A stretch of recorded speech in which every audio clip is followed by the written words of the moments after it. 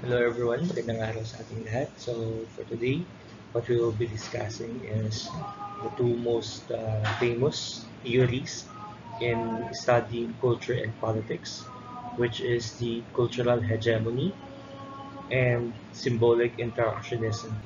So cultural hegemony, this is the idea from a Marxist philosopher, Antonio Gramsci, and symbolic interactionism came from sociologist and anthropologist Pierre Bourdieu. So basically what we'll be trying to discuss here is how these theories affects the contemporary issues in our society, specifically in the context of politics and the cultural sphere. So when we heard about hegemons, ano ba yung naiisip agad natin? Hegemon, Jejemon, Pokemon, ano ba yan? What is this buzzword, so-called hegemony? So basically, hegemony refers to the dominance of one group over others, often maintained through cultural, political, and ideological means rather than by force alone.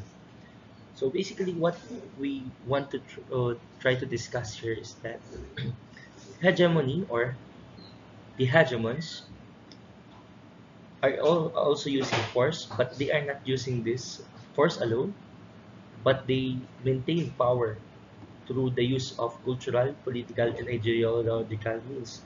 Ang point natin dito guys is this. Ano ba talaga yung pinakakailangan natin when we talk about politics? Ano? Anyone? Ah, sige Jose. Very good Jose, put 5. Very good. The idea is when we are talking about politics, we are also talking about how to acquire and maintain power. And one of the points on maintaining and acquiring power is through the use of force. Pero nga, hindi na nga ganito yung sinasabi ni Antonio Gramsci. Dahil ang sinasabi ni Antonio Gramsci is to maintain the power through cultural, political, and ideological means. It is not used through coercion, but through the influence that shapes the beliefs and values of society, making their dominance seem natural or inevitable. So, gaya na sinabi ko, this theory came from Italian Marxist philosopher Antonio Gramsci. In the context of the Philippines, a clear example of hegemony can be observed in the influence of the political elite families. Ito na yung sinasabi na mga oligarchs. O kung naalala niyo, in the past administration, lagi natin na isa sa mga buzzwords na naririnig natin is the oligarchs. But the question is, ano ba itong oligarchs na to? Ano ba yung mga yan? Basically, oligarchs, these are the political elite families in our society. So these families have maintained power across generations. Ito, no, hindi lang siya na maintain power sa specific na taon or specific na term, but across generations, not just through wealth or political positions, but also by shaping cultural narratives and controlling media channels, education, and political discourse to ensure that their rule is seen as normal and legitimate. Okay? Slide. Ano yung mga examples niyan? Meron tayong tinatawag na political hegemony and as well as economic hegemony. Later na natin i-discuss yung cultural hegemony. So, in the political hegemony, the political dynasties like the Marcoses or Aquinos, ito, hindi ko naman sinasabi na the history of our society is history of these two families. But the point is, hindi kaya nga siya, sabi ng kanta, hindi pula't dilaw ang tunay na magkalaban. But what I am trying to pinpoint here is that these families use their control of local and national politics, influencing public perception by shaping the narrative about their legacy through media and alliances. Dito na, i-segue ko na lang din dito yung idea of historical revisionism and historical distortion. Ano ba yung okay doon? Meron bang okay doon sa historical revisionism or historical distortion? in the idea, in the context of history, nare-revise ba yan? Nare-revise ba yan? Anyone? Oh, put by Jose ulit. Very good si Jose. Ayan. So, nare-revise ba? Yes, nare-revise ang history natin. As long as meron tayong bagong sources na lumalabas, na nagsasabi na, for example, si Rizal. Sinasabi si Rizal 411 lang dati. But the recent observation, nakita na meron na siya daw ay 5'3". So the question is, ano ba talaga yung height ni Rizal?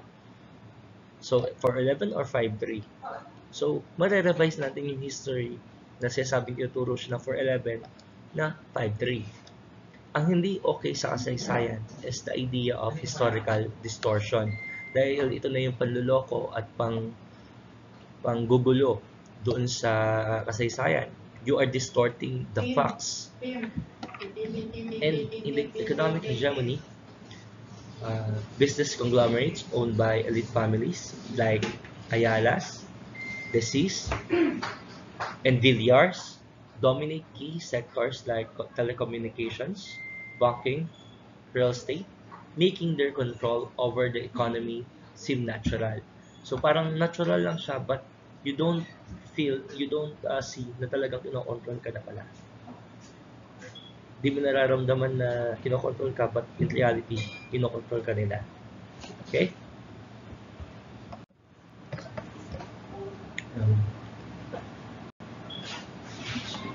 So, yung titignan naman natin, the hegemons in the international affairs, sino-sino yung mga hegemons natin dyan? Andyan yung United States, which emerged as the global hegemon in the post-World War II. So, through their economic strength, military, and cultural influence, the US has shaped global norms. Institutions like the United Nations and economic structures such as the World Trade Organizations. Itong US, bakit siya naging hegemon? Alam naman natin yan, na they are powerful. But at the same time, naging hegemon sila because even though they do not use coercive power, andyan yung tinatawag natin cultural influence. For example, yung Hollywood, yung concept natin ng stateside, yung concept natin ng imported, those are the things na nai-influence yung ating beliefs.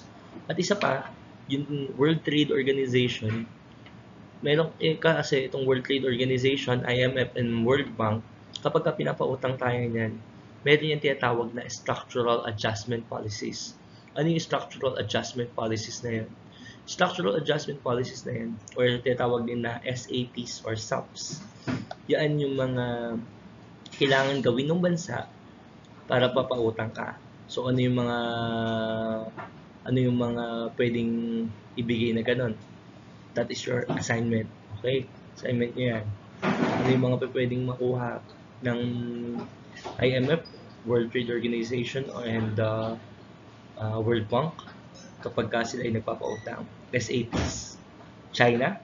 So yung China naman, in recent years, nakita natin yung pagtaas nito as a contender for global hegemony, particularly through its economic initiatives like the Belt and Road Initiative. Makikita din natin dito yung China's military expansion in the Asian region, specifically, ano yung isa sa kinukuha sa atin? The West Philippine Sea.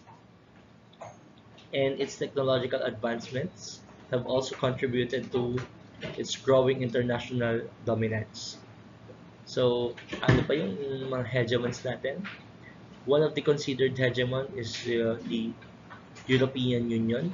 While not a singular hegemon, the European Union as a bloc exerts significant influence on global economic and political policies, specifically in terms of trade, environmental standards, and human rights.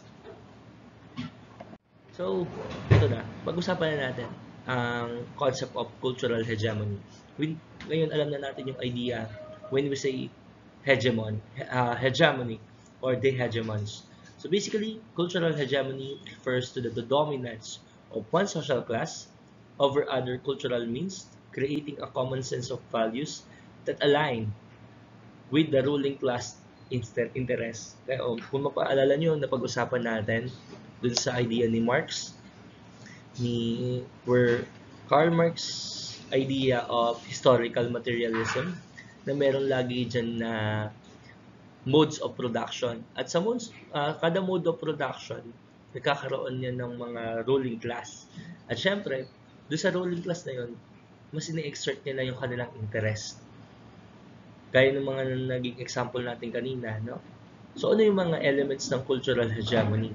So, the elements of cultural hegemony, makikita natin dito is yung domination versus consent, where power is maintained not just through coercion. Yun yung talaga yung pinipinpoint natin, ano? Na it is not through coercion, but through the consent of the governed. Kasi nagbinibigyan natin yung consent natin sa kanila na okay lang gawin nyo sa amin to, okay lang na ganito yung mga propagandas na ipakita ninyo.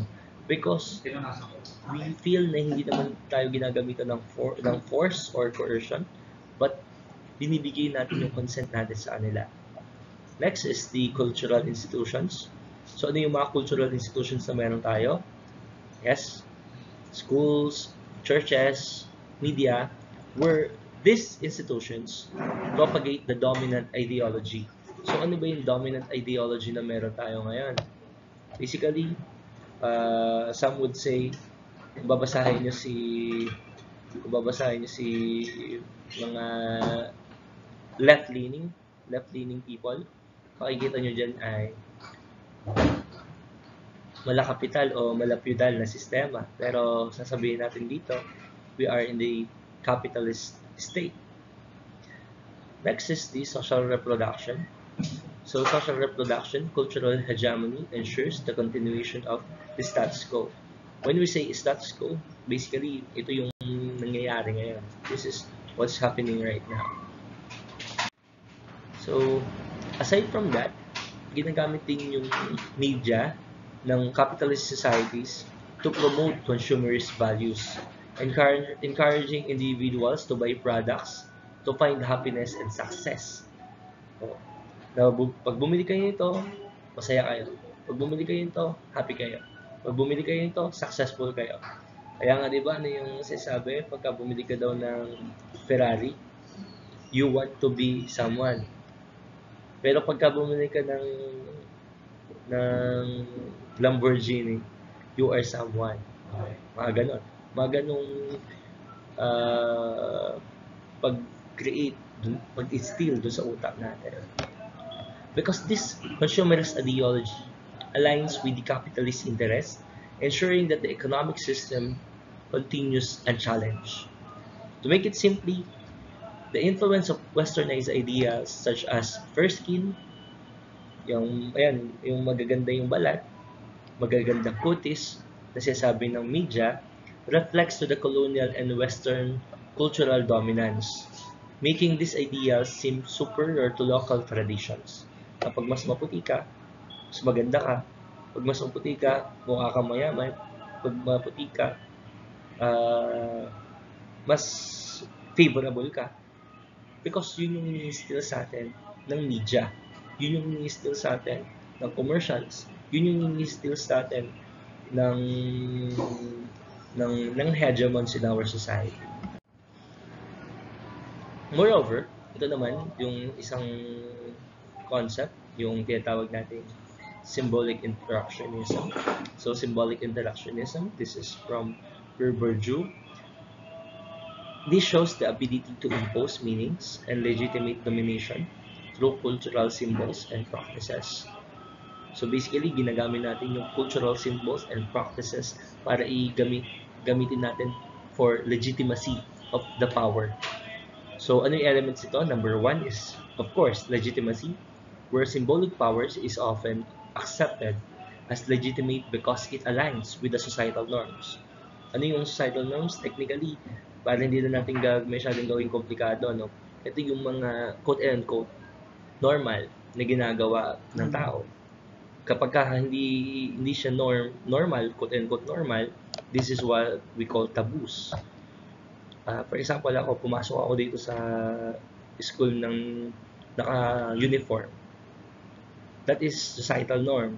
Pero pag nagpumasok ako dito ng naka-brief lang, though that is a taboo. So, yun yung nile-legitimate ng symbolic power. Ano pa yung pangalawa? The concept of habitus. The habitus, this is the concept na sinasabi na yung habits, the skills, and dispositions that individuals develop based on their social position.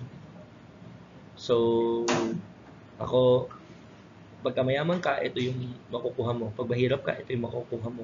Pagka you are middle class, ito yung makukuha mo. Na, because of your social position, yun yung makukuha mong habits, skills, and dispositions. That is the concept of habitus. And the concept of field, where social spaces like art, education, or politics, where symbolic power operates. Para mas maintindihan natin, dito yung concept niya. For example, yung prestige ng higher education. Kapag kayo nakapagtapos ng Harvard or Oxford, ano yung iisipin sa inyo? Wow, graduate ng Harvard. Wow, graduate ng Oxford. It is symbol of success and intellectual superiority. Kapag ka doon ka graduate, you are successful. And aside from being successful, you are having intellectual superiority other than the other university graduates. Pero kung halimbawa, meron naman talaga akong kasamahan na graduate ng Harvard or Oxford, talaga naman na papalakpak ako na magiging proud ako sa kanya. Because that is the concept of symbolic interactionism na binibigay sa atin. Na yung Harvard and Oxford, it is a symbol of success. Pwede din naman. Ano ba yung mga symbols of success na university dito naman sa context ng Philippines? O pag sinabing UP graduate, sinabing LaSalle graduate or Ateneo graduate or Wesleyan graduate, those are symbols of success and intellectual superiority. And the cultural capital acquired at such institutions legitimizes the power of graduates, often leading to influential political and economic positions. Siyempre, pagka-graduate ka ng mga ganong universities, mas influential ka, mas paniniwalaan ka, mas magkakaroon ka ng edge over the others. Since meron kang edge over the others, mas mapapataas mo din yung economic position mo. Dahil nga, mas kinikilingan ka, mas pinoprotektahan ka, at mas binibigyan ng advantage. Okay? So, kung titignan natin na ito, ano naman yung pinagkaiba ng cultural hegemony versus the symbolic power? So, basically, cultural hegemony, it focuses on consent to domination through cultural institutions. On the other hand, yung symbolic power naman, it emphasizes the legitimization of domination through cultural symbols and practices. Okay, so ano yung key difference nun? Ano yung pagkakaiba nila? Yung hegemony, it operates on societal level, while symbolic power, it functions within specific fields. For example, yung Catholic Church. Alam natin na yan is a powerful cultural and political institution dito sa ating bansa. Kung titignan natin siya, yan na, single lang yan na, isang idea lang yan. Yung Catholic Church lang yan. Pero pwede natin siyang tignan both ways, using hegemony or the cultural hegemony and the symbolic power. So, sa Catholic Church, yung influence niya na nagpo-promote ng values, yung family, anti-abortion, anti-contraceptives, na naka-align sa state policies, na-influence niya yung mga tao. While on the symbolic power, yung mga religious symbols niya like yung cross, crucifix, rosaries, and yung rituals, it reinforce legitimacy and control. Gets ba? Na yung point ito is, kahit na isa lang yung ginamit natin na idea, isang specific subject lang, pag ginamitan natin siya ng different theories, mag-iiba din siya. Okay. So with that, guys, thank you, and we will be having another discussion. Uh, thank you. Thank you so much. Pa-review to dahil ito ay pakipanood dahil ito ay magkakaroon tayo ng quiz dito. Thank you and have a good day.